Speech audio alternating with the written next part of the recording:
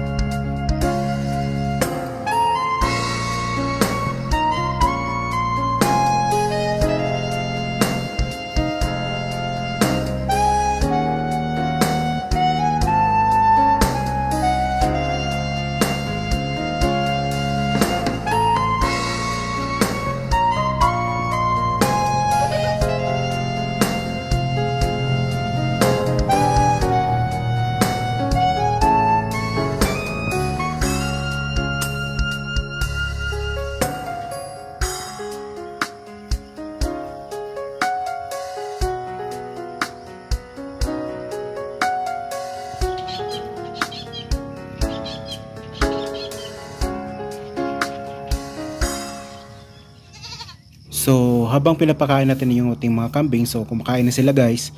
At, ayan, pinapakita ko sa inyo yung paligid. Tapos makikita nyo sa upper right na background natin yung Bulkang Kanlaon. So, ang ganda ng view dito pala pag malinis na, hindi siya tinatakpan ng ulap. Kasi minsan guys talagang tinatakpan niya ng ulap, hindi siya makikita yung bunganga ng bulkan. Pero ngayon, ang linis, makikita mo.